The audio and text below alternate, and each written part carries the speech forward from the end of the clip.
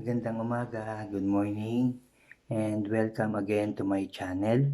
Welcome ulit sa ating Bible reading na naman ngayong umagang ito. So today is May 1 na, no? Friday. So kahapon ang binasa natin ay ang 15 to 16 ng First Chronica. So ngayon naman ay ang 17 hanggang 20 ng Chronica pa rin, ano? So ito ang sabi dito. Bali, nagmensahe ang Panginoong Yahweh kay Propetang Nathan para kay David. Nang si Haring David ay nakatira na sa kanyang palasyo, sinabi niya kay Propeta Nathan, ang tahanan ko yari sa Cedar, samantalang nasa isang tolda lamang ang kaba ng tipan ni Yahweh. Sinabi ni Nathan, gawin mo ang inaakala mong mabuti sapagkat ang Diyos ay kasama mo. Sabi ni Propeta Nathan kay Haring David nung panahon na yon. Kasi nga 'di ba binanggit dito sa chapter 17 na ang kanyang tahanan daw ay nasa tolda lang, ano. At sinabi ng Diyos dito na simula nang ilabas niya ang mga Israelita sa Ehipto, hindi siya talaga humiling na gawa niyo ako ng bahay na cedar o maganda, templo, no? Hindi siya humiling sa mga taong iyon. Hindi rin siya nalungkot o anuman, wala siyang sinabi sa mga tao na ipagpatayo siya, no? So ngayon lang niya sinabi yon kay Haring David, ngunit hindi nga daw si Haring David ang gagawa ng kanyang templo, kundi ang isang magiging anak niya. Isa sa magiging anak niya na lalaki ang gagawa nun. At yun nga alam natin na si Solomon, ano. So binanggit pa dito yung mga pagtatagumpay ni Haring David, ano. Sabi pa rito, sinamahan kita saan ka man pumaroon at sa harapan mo pinuksa ko ang iyong mga kaaway. Ang pangalan mo mapapabilang sa mga dakilang tao sa daigdig, sabi ng Panginoon. Ibibigay ko ang Israel sa sariling lupain at hindi na sila maninirahan pa ni gagambalain man ng masasamang tao. Yun ang sabi ng Diyos kay Haring David, ano.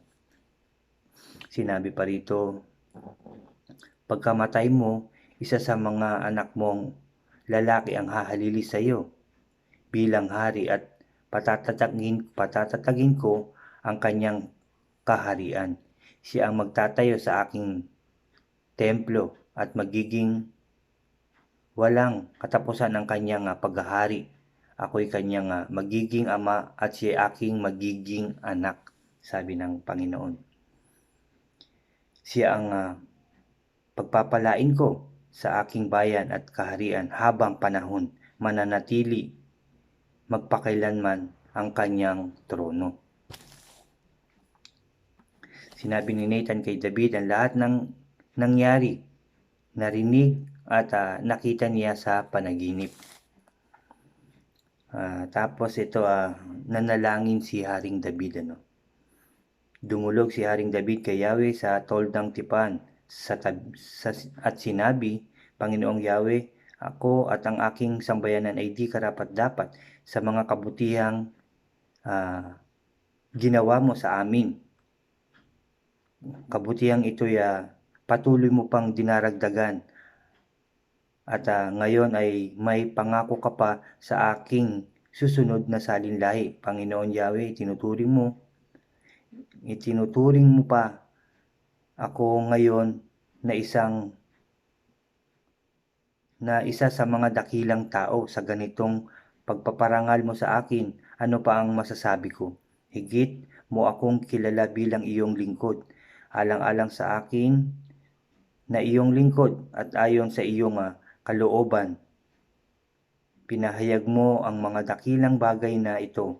Wala kang katulad, O Yahweh. Wala kaming kilalang Diyos na tulad mo.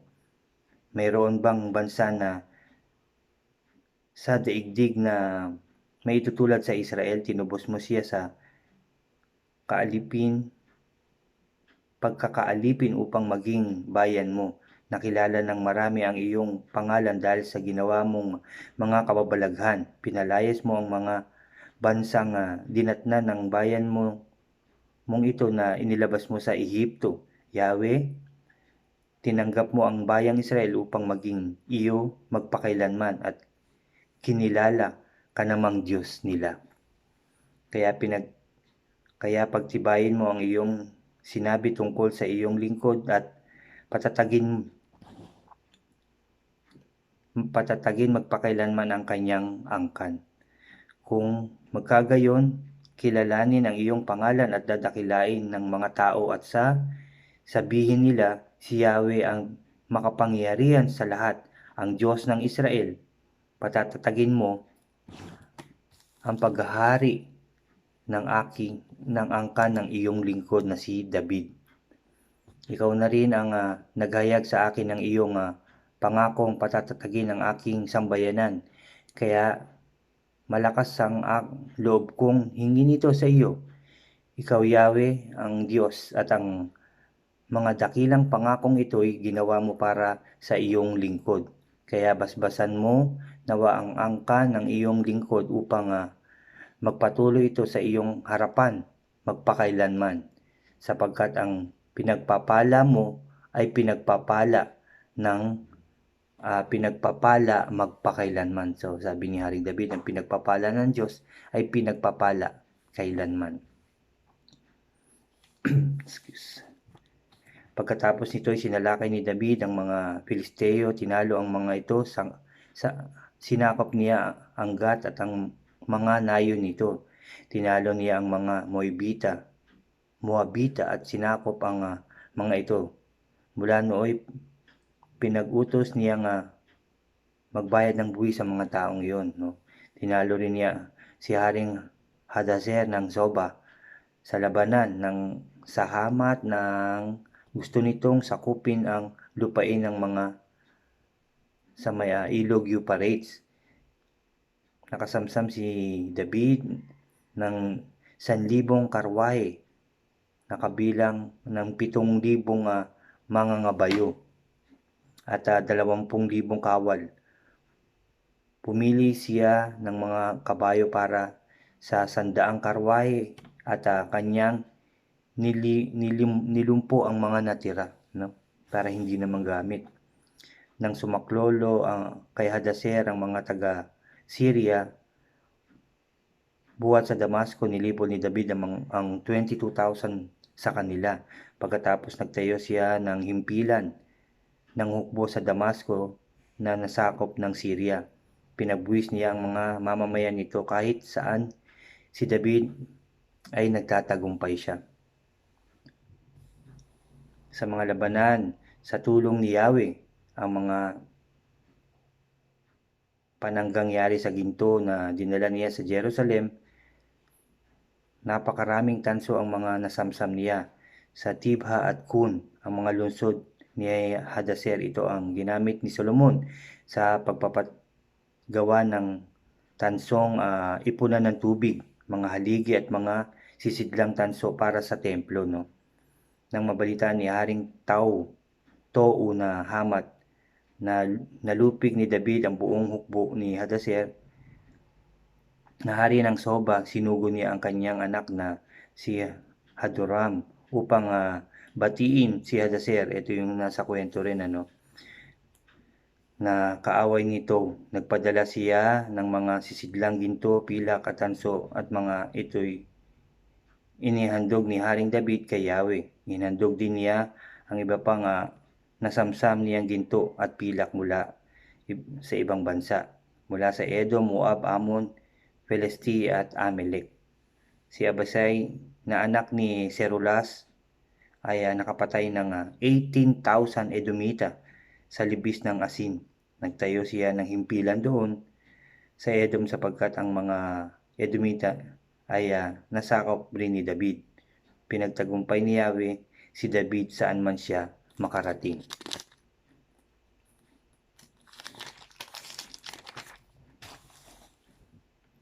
Nagari si David sa buong Israel, ito'y pinamahalaan niya ng may katarungan at pagkakapantay-pantay. Si Joab na anak ni Zerulas ang siyang pinuno ng hukbo, at si Jehoshaphat na anak ni Ahilud ang tagapagtala. Si Sadok na anak ni Ahitub at si Hamelek na anak ni Abiatar ang mga pari. Si Sereria naman ang kalihim. Ang tagapangasiwa ng mga bantay ng hari, si Benenias na anak ni Joiada. Excuse.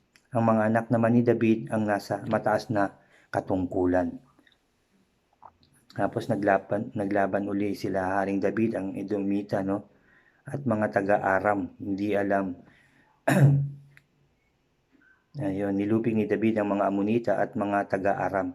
Hindi nagtagal at namatay si Nahas na hari ng mga Amonita, na anak niyang si Hanum ang humalili sa kanya. Sinabi ni David na napakabuti sa akin ni Hanas.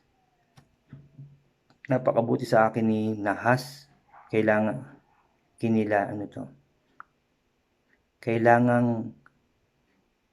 kaibiganin ko rin ang kanyang anak.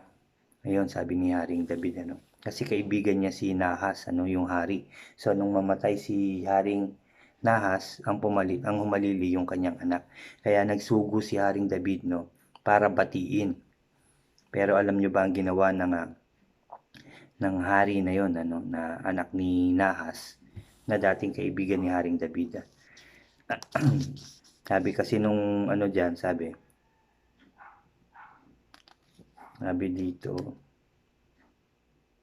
pagdating ng mga sugo, sinabi kay Hanum ng mga prinsipe ng Amon, naniniwala ka bang pinadala ni David ang mga sugong ito upang parangalan ang iyong ama? Hindi kaya naparito ang mga iyan bilang mga espiya at upang malaman kung paano sasakupin ang ating bansa. Yun ang sabi, no? Kaya ang ginawa, pinahuli yung mga sugo ni Haring David, at alam niyo bang ginawa? Inahitan, kasi bawal nung panahon na yun, bawal maahit ang balbas, inahitan sila.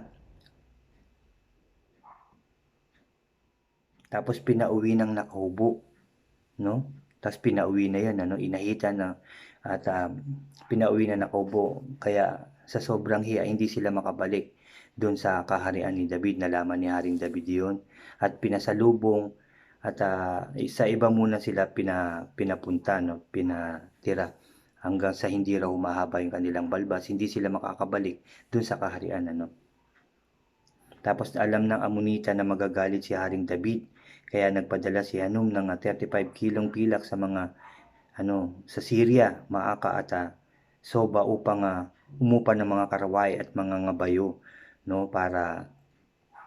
para sumanib sa kanila, para marami, Kaya ang nangyari, nang malaman ito ni David, pinalabas niya ang kanyang mga mandirigma.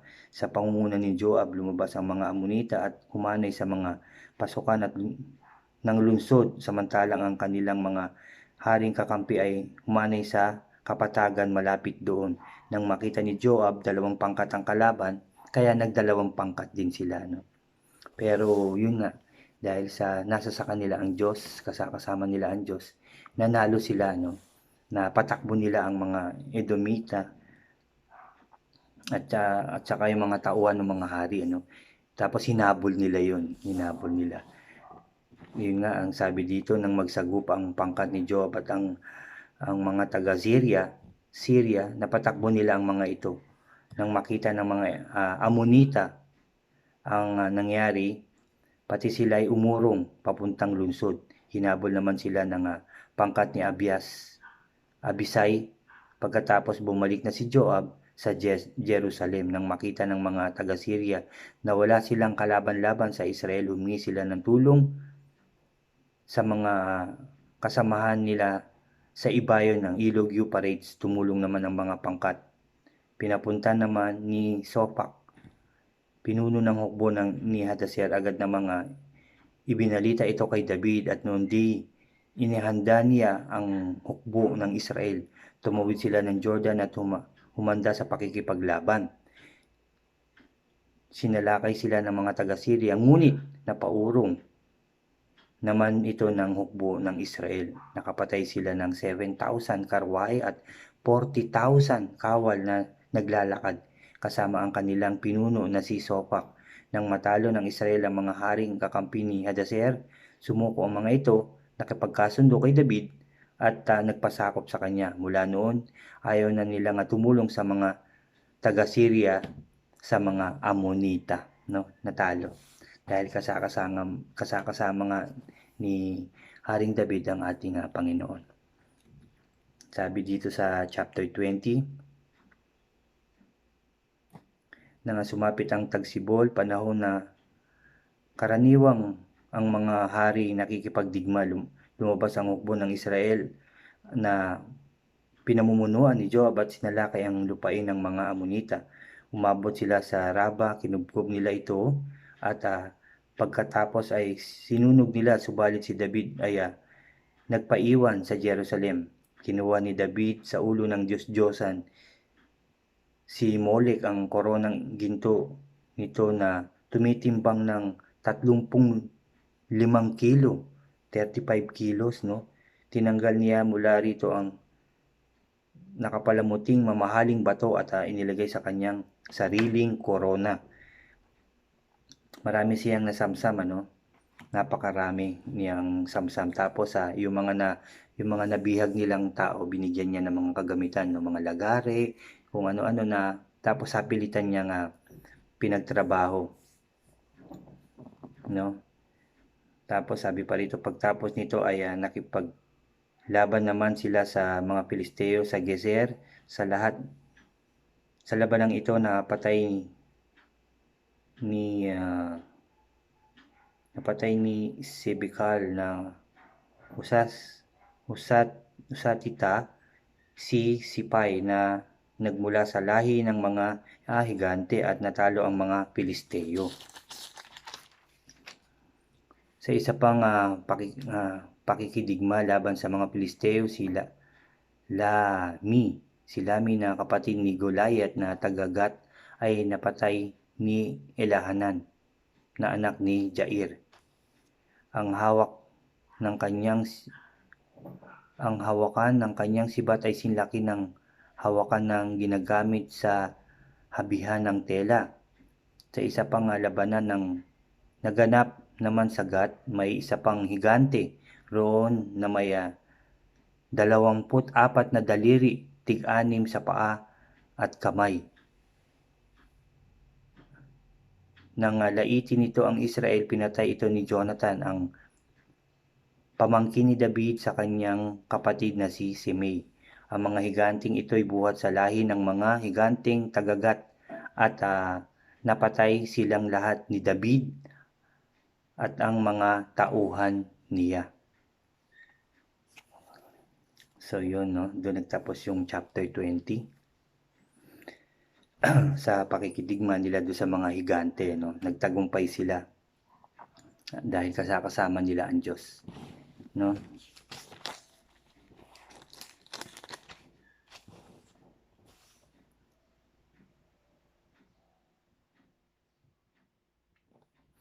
So yun, lagi talaga siyang pinagtatagumpay ng ating Diyos saan man maglabanan, mga tagumpay ni David na sabi dito sa lahat ng laban, dahil naging mabuti siya sa ating Diyos. So bukas, May 2, 21 to 23 naman ng Kronika ang ating babasahin, 21. So binanggit dyan sa 21 yung magsisenso sila, ang census at ang salot, sabi.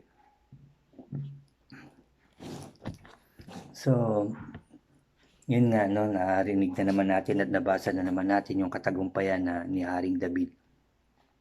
Dahil kasama niya ang ating Diyos at sa tuwing makikipaglaban siya, talagang sumasangguni siya sa ating Diyos na buhay, At napakaganda nung kanyang panalangin, di ba? Na nabasa natin.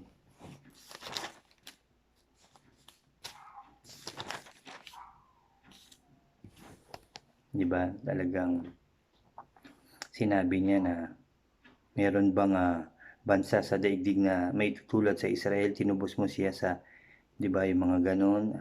Tinuring mo pa ako ngayong isa sa mga dakilang tao, sabi niya.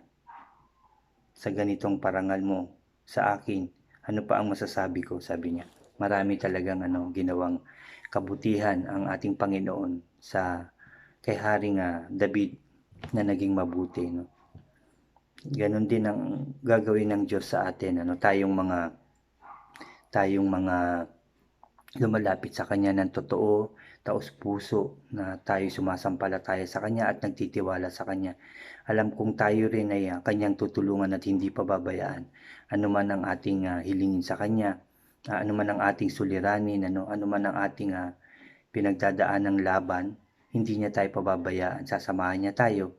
At sinabi nga niya din na pangungunahan pa niya ang laban natin. Siya ang mauna, tayo nasa likuran. So ibig sabihin nun, tagumpay na ang labanan na yun dahil kasama natin at nanguna pa ang Diyos sa ating laban, lalo-lalo na sa nararanasan natin ngayon. At nakikita naman natin na unti-unti, dahan-dahan na nagiging maayos na ang ating mundo, ang ating bansang Pilipinas, at magpasalamat tayo sa Diyos sa ginagawa niyang kabutihan sa atin, sa pagsama niya sa atin, sa pag-guide niya sa atin, at sa pag-guide din niya sa ating presidente, at pasalamatan din natin ang ating presidente dahil nakikita rin natin ang kanyang pagmamahal sa atin. Kikita rin natin ang mga ginagawa niya para sa ating mga Pilipino, Talagang ginabayan siya ng ating Panginoon at patuloy natin na ipagdasal na huwag siyang pabayaan ng ating Panginoon, gabayan, bigyan pa ng tamang puso't isipan, bigyan pa ng sobrang kalakasan, ng katawan para mapatuloy pa niya ang kanyang mga dapat gawin dito sa ating bansang Pilipinas, Kaya we claim it, dapat accept na natin, tanggapin na natin ang katagumpayan ng labang ito dahil inaayos na ng Diyos ang ating laban at magiging maayos, masaya na muli, masigla na tayo sa ating buhay na binigay na naman niya dahil sa pagkakataong ito. Sabi nga, 'di ba, ito ay pangalawa nating buhay lahat dahil hindi niya tayo pinabayaan. Hanggang ngayon ito tayo malakas, may pagkain tayo, 'di ba? Kinaya natin at nalabanan ang labang ito sa tulong ng ating Panginoong Hesukristo. Hindi niya tayo pinabayaan, Ginabayan tayo ng ating Diyos sa ating laban. Kaya pasalamatan natin siya dahil tayo nagtagumpay. At pagpapatuloy ito na magiging maayos ang ating pamumuhay, magiging masagana, magiging tagumpay. Tagumpay natin sunod-sunod, Salamat. Tara, tayo manalangin sa ating Diyos. Yes, Lord, Father God, aming Diyos na makapangyarihan sa lahat na nagbigay at gumawa ng langit at lupa, nagbigay ng lahat ng bagay na meron kami simula noon hanggang ngayon, nagbigay buhay sa aming mga tao. O Diyos naming makapangyarihan sa lahat, aming Diyos na buhay, salamat po. Salamat, Lord, dahil kami tagumpay sa labang ito. Hindi mo kami iniwan, hindi mo kami pinabayaan, sinamahan mo po kami at ikaw ang nanguna sa laban naming ito, O Diyos. Salamat, Lord. Pinupuri ka namin, O God. Pinupuri ka namin, O Lord. Kami nagpapasalamat ng taus-puso sa iyo, O God. Salamat, Lord. Sa kabila ng aming mga pagkukulang at pagkakasala, O God, pinagtagumpay mo po kami. Sinamahan mo po kami sa labang ito, O God. Salamat, Lord. Salamat, Jesus. Salamat, Holy Spirit, O God. Talagang salamat po, Lord. Napakabuti mo po sa amin. Talagang mahal mo po ang bawat taong inyong ginawa. Lalo na, Lord, sa mga taong lumalapit sa inyo, sa mga taong nagtitiwala sa inyo, Lord. Sa mga taong nagpapakumbaba, O God. Sa mga taong totoo ang puso na lumalapit, nananalangin, nagtitiwala at sumasamba sa iyo, O God. Salamat, Lord. Salamat, Jesus. Salamat, Holy Spirit, O God. At nagpapasalamat din kami, Lord, sa aming presidente na patuloy na gumagawa ng kabutihan para sa aming bansa, O God. Dahil sa iyong pagsama rin sa Kanya at paghipo sa Kanyang puso't isipan, O God. Salamat, Lord. Salamat, Jesus. Salamat, Holy Spirit. At salamat din, Lord, sa mga aming mga pastors, bishops, Lord, kapatid sa pananampalataya na patuloy na nananalangin, na patuloy na nagtitiwala sa iyo, sa patuloy na naglilingkod sa iyo, O God, sa patuloy na naghahayag ng iyong mga salita. Salamat Lord, salamat Jesus, salamat Holy Spirit sa pagkakataon na lagi mo pong pinagkakaloob upang kami maghayag, O Lord, ng iyong mga salita, lalo-lalo na sa aming mga pastor, mga bishop, O Lord, na patuloy na naglilingkod sa iyo ng buong puso at kaluluwa. Salamat Lord, salamat Jesus, salamat Holy Spirit sa iyong pakikinig sa aming mga panalangin. Pinagtagumpay mo po ulit kami. Thank you Lord, thank you Jesus, thank you Holy Spirit, O God. Muli Lord, salamat sa lahat Lord, and i-bless mo po kami lahat at ilayo sa anumang kapahamakan, karamdaman, tukso at gawa ng kaaway. Huwag mo rin pabayaan ng mga scientist na nag-iisip ng gamot, nag-iisip ng kabutihan na kagalingan ng mga matitinding karamdaman ng virus na yan, O God. Ang mga doktor na patuloy na nagpapagaling, O God, mga nurse, mga sundalo, at police, Lord, mga frontliner, O God. Salamat, Lord, sa kanila. Dahil patuloy mo silang gagabayan at bibigyan ng tamang puso't isipan at kalakasan ng katawan, O God. Thank you, Lord. Thank you, Jesus. Thank you, Holy Spirit, O God. Please always, Lord, bless us all and guide us all. Lord, siniselyuhan ko na ng banal na dugo ng aming Panginoong Jesucristo ang aking panalangin at ang lahat ng mananalangin ay iyong nadinig at tagumpay, O God. In Jesus' name, Father God, pinupuri ka namin, pinasasalamatan, sinasamba at dinadakila, O Diyos, sa tanging pangalan ng aming Panginoong Jesucristo na aming tagapagligtas. Ang lahat ay magsabi ng Amen and Amen. Amen. Salamat po uli sa pagsama nyo na naman sa aking ngayong umagang ito, sa pagsama nyo sa Bible reading na naman natin ngayong umagang ito. Maraming salamat. Mabuhay po tayong lahat at God bless po sa ating lahat. Yan po ulit sa mga bago po dito sa aking channel, huwag nyo pong kalimutan na mag-subscribe, i-like nyo po ang mga videos natin, at i-click nyo na rin yung notification bell po dyan, at para updated po kayo sa mga i-upload ko pang mga videos pa. Salamat po muli sa inyo lahat. Mag-iingat po kayo palagi. Don't forget po na manalangin at pasalamatan ng Diyos dahil sa labang ito, tayo tagumpay na. In Jesus' name. Salamat po.